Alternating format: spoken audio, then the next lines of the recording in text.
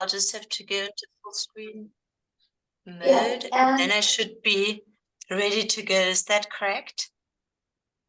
yeah, and yeah, but before starting, would you share the slides on the chat too? Yes, I sent them per email. Just then I'll have to unshare for a second. I'll stop share. You said email, but it's sorry, but could you send it to the chat now, please? Yeah, let me just upload them very quickly. I'll be right there.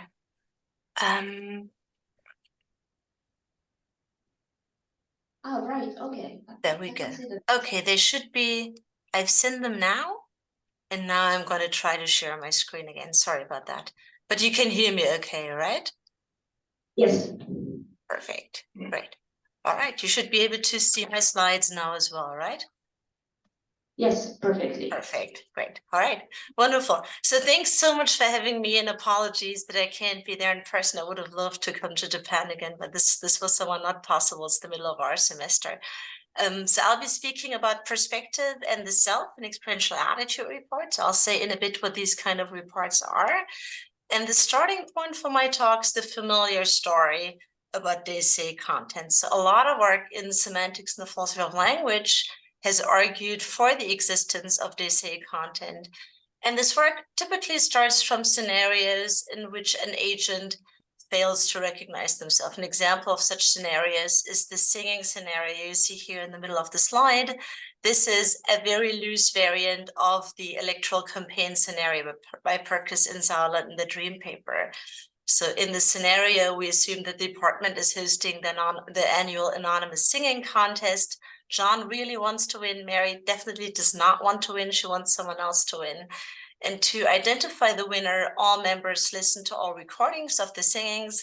And upon hearing her recording, but knowing that this is her recording, Mary is quite impressed, thinking, I want this person to win. John, on the other hand, is underwhelmed with the singer in his recording, thinking, I do not want him to win.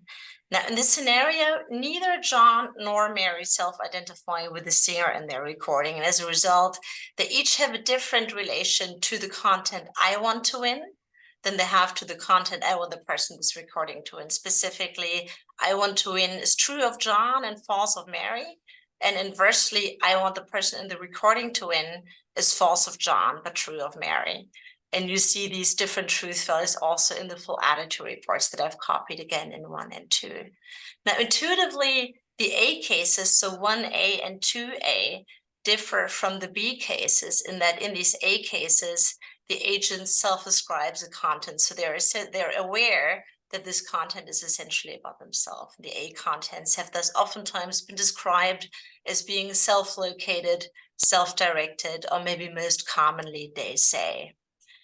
Now, following Lewis, the difference between self-locating or d'essai attitudes and non-d'essai attitudes or contents is generally taken to be these d'essai contents are analyzed as properties or also equivalently as centered propositions. And centered propositions are generally taken to differ from sort of classical propositions, and that their content is dependent on yet another parameter, typically an individual parameter next to a parameter for possible worlds. And attendantly, centered propositions are commonly analyzed as sets of centered worlds or equivalently as sets of ordered pairs of worlds and their individual centers if you're labeled the center X. And on the classical Kierkegaard-inspired account of self-locating attitude reports, the centered proposition analysis, so the analysis of the complement as a property of the set of centered worlds, is forced by the obligatory d'essai interpretation of the silent pronoun pro, which I've here bracketed above because this is obviously not pronounced. Now, historically, d'essai contents have been studied mostly for buletic attitudes, so for wanting and wishing, and you see one of Kierkegaard's original examples in 6, and also for doxastic attitudes like belief, and you see one of Lewis's original example in 7 here. In this example 7, the emphatic reflexive he himself essentially has the same role as pro in this on this Kierkegaard style account.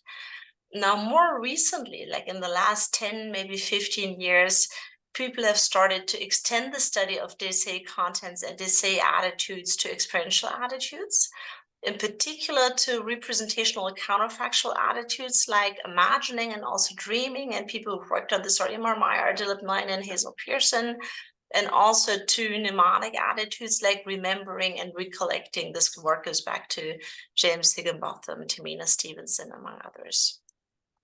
What makes the DSA content of experiential attitudes particularly striking or interesting is in the complements of these attitudes, DSA content can be reported through the familiar pronoun pro. So this is totally analogous to the case that I started out with of wanting to. They can be reported through the use of the emphatic reflexive he himself. This is what you already saw in the Lewis example on the previous slide. And interestingly, in some specific context, they can also be reported just through the reflexive himself. And you see an example of this in 9b, where you have Zeno imagines himself swimming in the ocean. And this is mostly possible in imagination reports where the complement is not just a standard that clause, but like iterative small clause or infinitival construction. And in what follows, I'll focus only on these generative constructions. Intuitively, I assume that there is two different kind of uses of attitude verbs like imagine, the sort of more or less classical propositional use on which intuitively the agent is related to a proposition. These are oftentimes expressed through that clause complements. And the one that's relevant for my purposes here, the experiential use on which intuitively the agent is related to something like a situation or event in a scene, something that's informationally richer. And on this use, imagine combines with, in English, a generative small clause, in German also with a to infinitival construction. Now, what's interesting in these different uses of experiential imagining, and you see them copied again at the top of the slide here, is that they also have different truth conditions. And this, at least on top of it, looks very analogous to the earlier case of wanting. And in particular, our sentence 9a, Zeno imagines swimming in the ocean, is intuitively true in this experiencer scenario here, on which Zeno is imagining what it would feel like to be swimming in the ocean. He imagines the feeling of cold, the salty taste of the water, the tug of the current. This goes back to an original example by Zeno Wendler.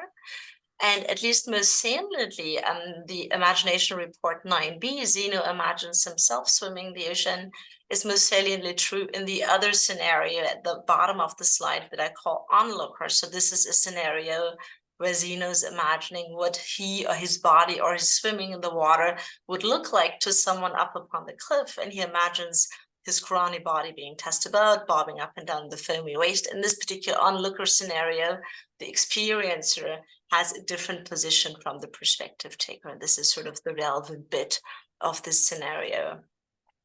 Now, importantly, the truth conditional difference between 9a and 9b that I just described does not lie in the agents failing to recognize themselves, contrary to what you saw in this wanting singing scenario.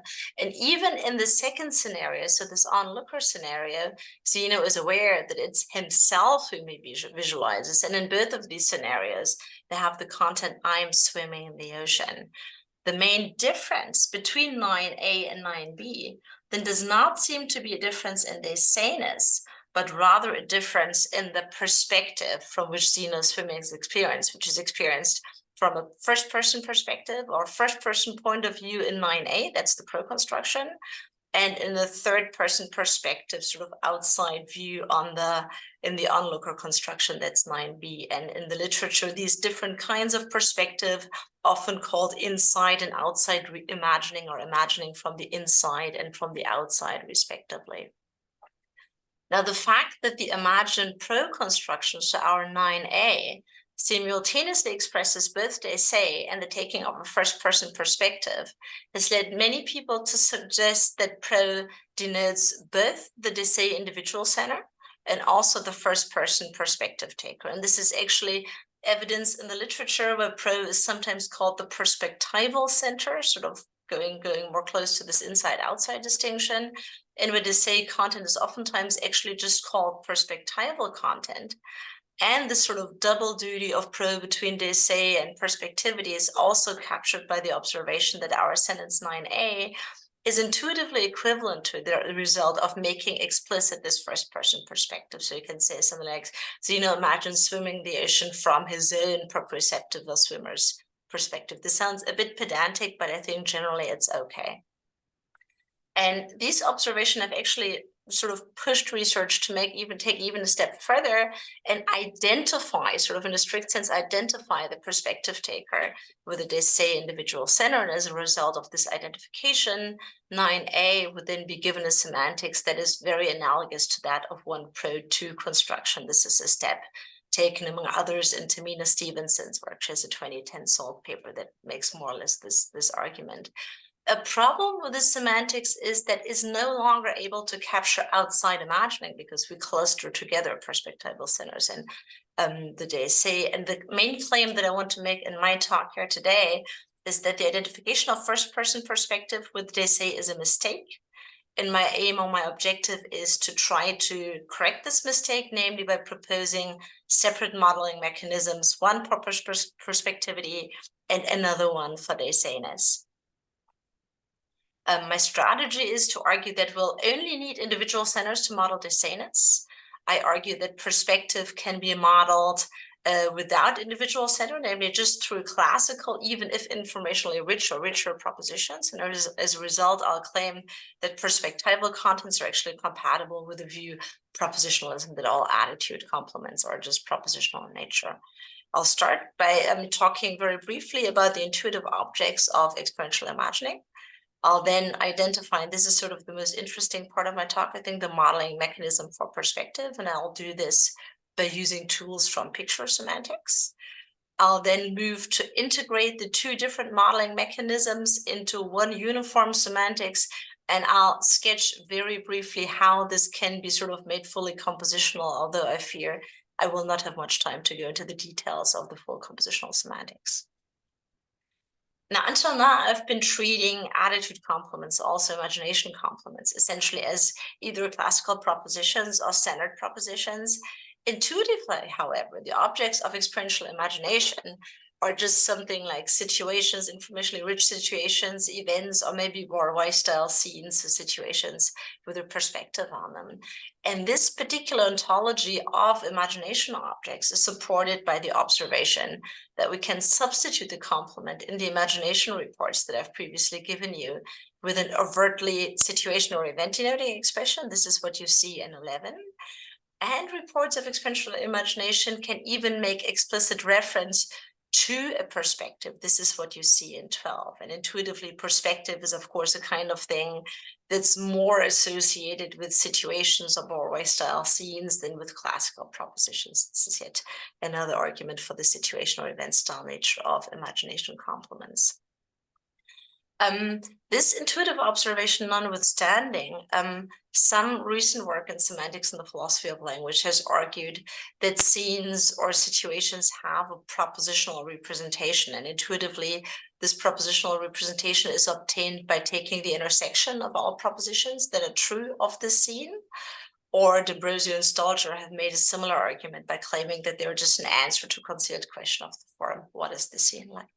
Let me give a very quick example. Take the scene to the right, where you see that there is a large body of teal blue water and there is a young male swimmer with certain physical properties. You can then represent the scene via the proposition analyzed as a set of possible worlds in which there's a large body of teal blue water. In these worlds, there's a young male swimmer swimming in these worlds, etc., etc. And this works, it seems, and this gives us just a classical propositional set of worlds. A slight problem with these propositions is that they're unwieldily complex. You see, there's a lot more to see in the scene. I've only captured some aspects, and even this is a sort of clumsy proposition, and it's sort of difficult to overtly describe the scene's perspectivity. And to solve or answer this problem, I propose to use tools from picture semantics. Picture semantics intuitively distinguishes what they call a scene, but they don't take this to be a Borway-style scene. They take this to be more a situation, so a small spatio-temporal part of a possible world. And they distinguish this from what they call a viewpoint. So that's the location from which this particular situation is perceived. And in this and the next slide, I'll sort of mark the viewpoint via a little red circle. Applied to these two these two figures that you see in the middle of the slide here, you see that these figures share a situation. And in these very simplistic examples, the situation is just the particular Rubik's Cube that you see here. So that stays constant. It's the same situation, but the two figures differ with regard to the viewpoint from which the situation is perceived, right? It's perceived from straight, just in front of the Rubik's Cube in figure 1a, and slightly above to the right in figure 1b. As you might expect, this particular viewpoint has an effect on the situation's representation. In picture semantic, that's what's called the picture, and I here abbreviate this as P. And the picture results, intuitively speaking, from just collapsing this three-dimensional situation, maybe four-dimensional, into a 2D plane. And this picture is determined relative to, obviously, both the situation and the viewpoint, and what I have not yet previously introduced, a projection function, pi. So what pi does, it applies to an ordered pair consisting of the world and a viewpoint, and it yields the picture. And you see in 15 here at the bottom of the slide that obviously different viewpoints, while everything else stays constant, will result in different pictures. So you have the picture here with this sort of gray, slightly grayish background, right? And obviously, just as you can apply this projection function to the kind of situations that you've seen before, you can also apply this to the kind of scenes or situations that I've described previously, right? So take a particular small Xeno or man swimming situation. If you vary the viewpoint between the swimmer's eyes or someone up upon the cliff, you get different pictures, right? And this is what I'll exploit in what follows. So I've now introduced this notion of a situational viewpoint and of a picture. Obviously, pictures have representational content that I mark by semantic brackets.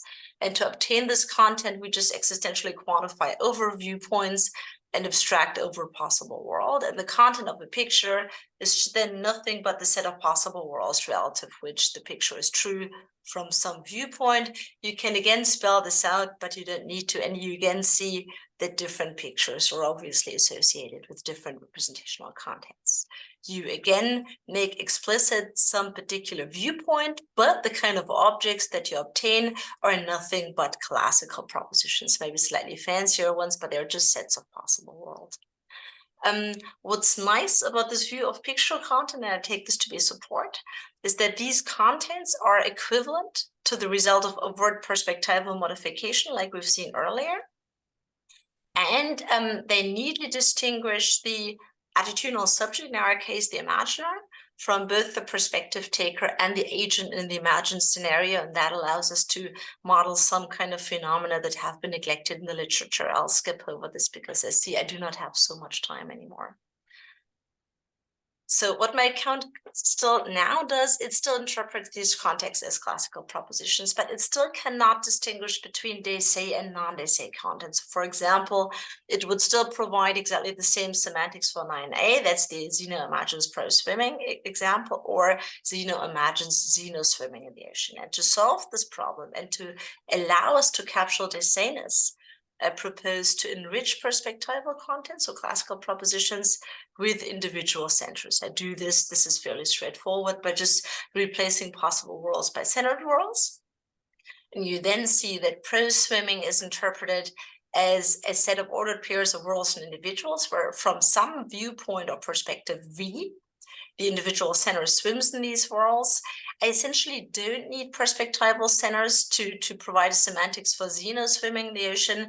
I use them for uniformity, so I then the result that I obtain is something like Egan's boring centered propositions, but I can uniformly interpret these complements in the type SAT.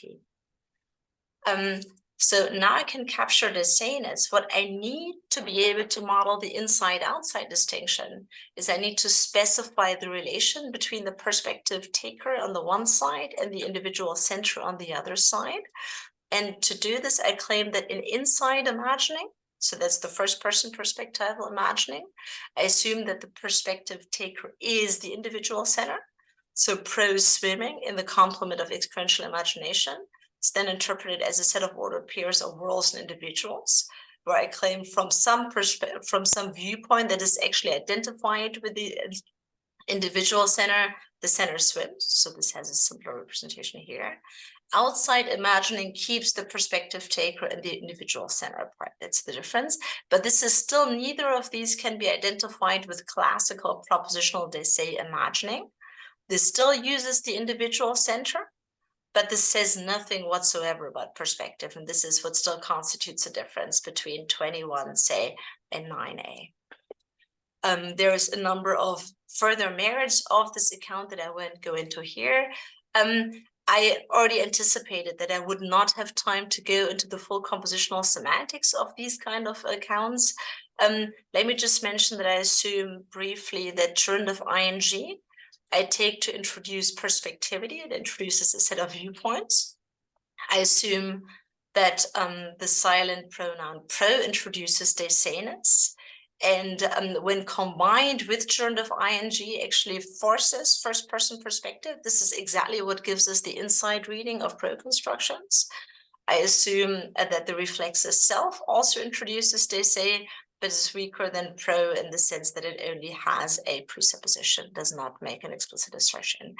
I have the semantics trees for my two reports 9a and 9b in the slides here. I won't go into them, but I'll finish by wrapping up. I've hoped to show you that outside imagining, so third-person perspectival experiential imagining, shows that we should not let individual centers do double duty as Desai and perspectival centers, that we need separate modeling mechanisms for perspectivity and Desai'ness.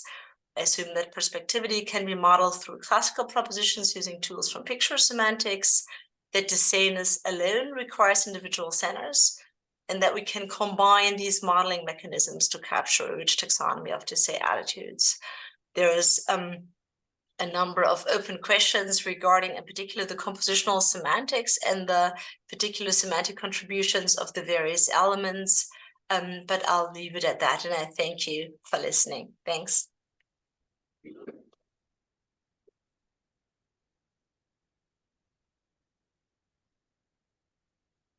Thank you very much. So, do you have any questions or comments?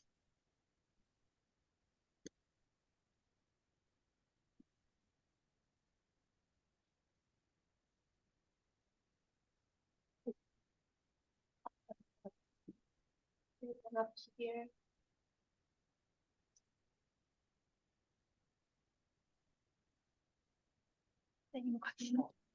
Thank you for your talk. And I'm wondering whether you can have cases where a lexically encoded perspective can be overridden by some explicit expressions, like Zeno imagines in someone else's perspective, big pro swimming in the ocean. Yeah. I don't know much about it, but I wonder whether such a case is possible or not.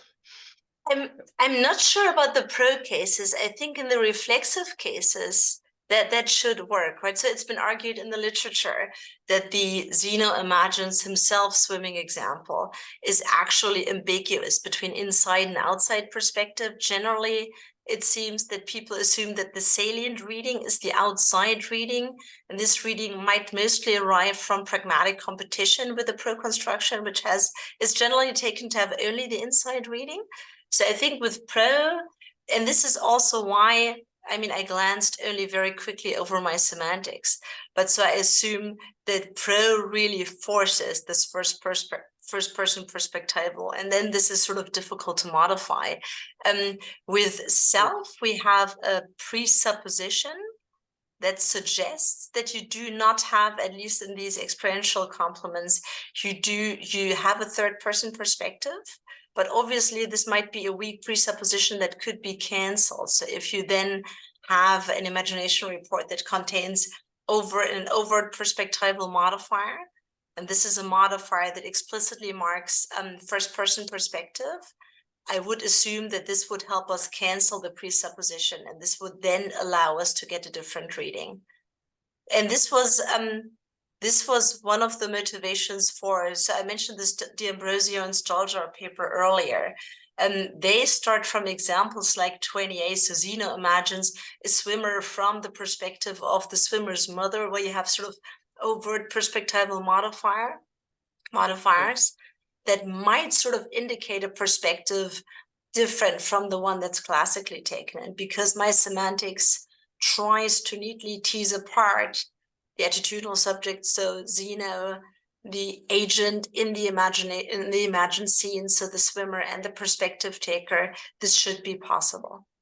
Again, I'm not sure this is possible in the pro cases, but I do think that it should be possible in any of the other cases. Yeah. Okay. Thank you very much. You're welcome. Thank you.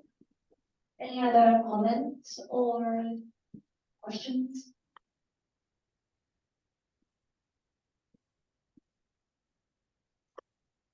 Okay, so come here and talk to this microphone.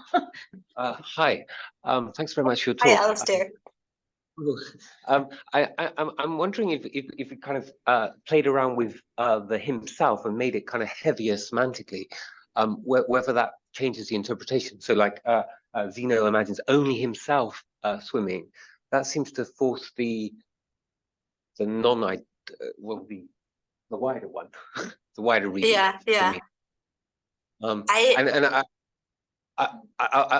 wonder if you could then kind of like use that to I'm trying to find my, there we go. Yeah.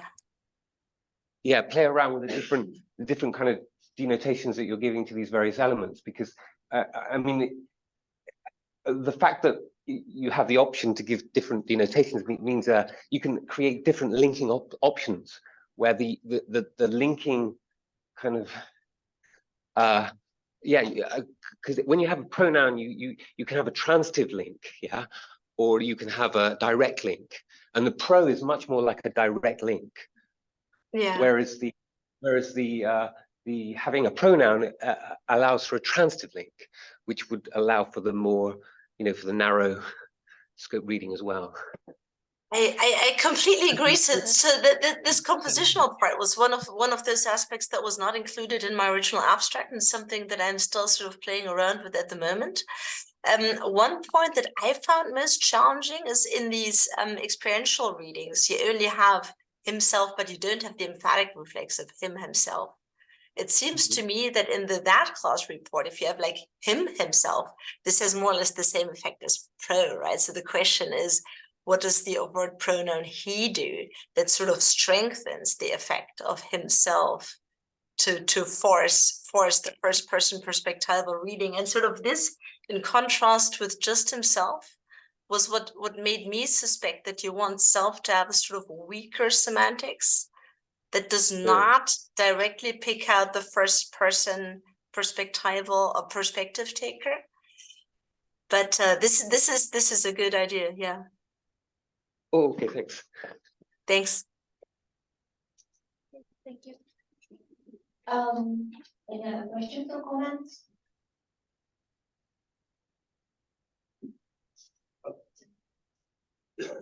Oh, okay.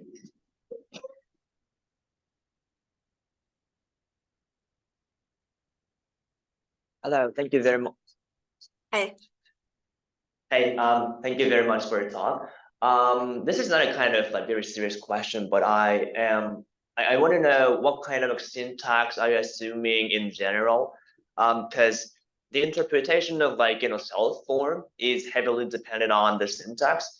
For example, if you say like Mary didn't know which picture of herself Betty is trying to, I don't know, buy or something.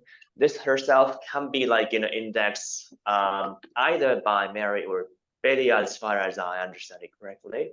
So, but for the big pro, this kind of like very weird like ambiguous sentence is very difficult to come up with. So I'm just wondering if like this like inside outside like view is more like play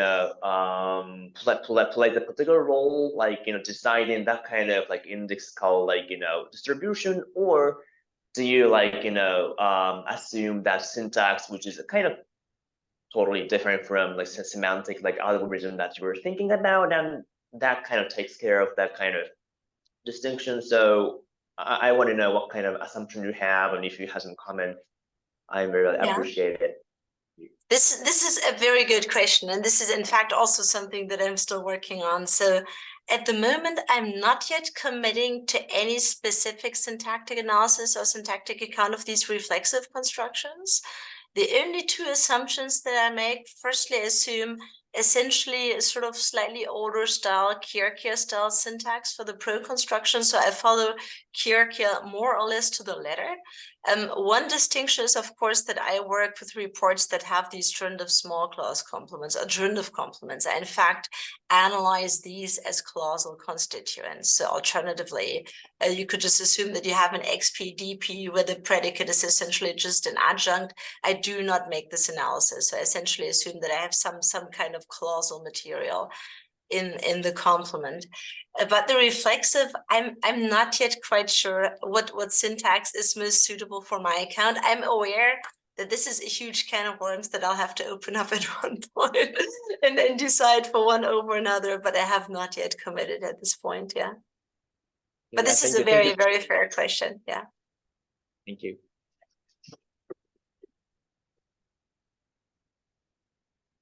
So, maybe we should end this session by giving a big applause to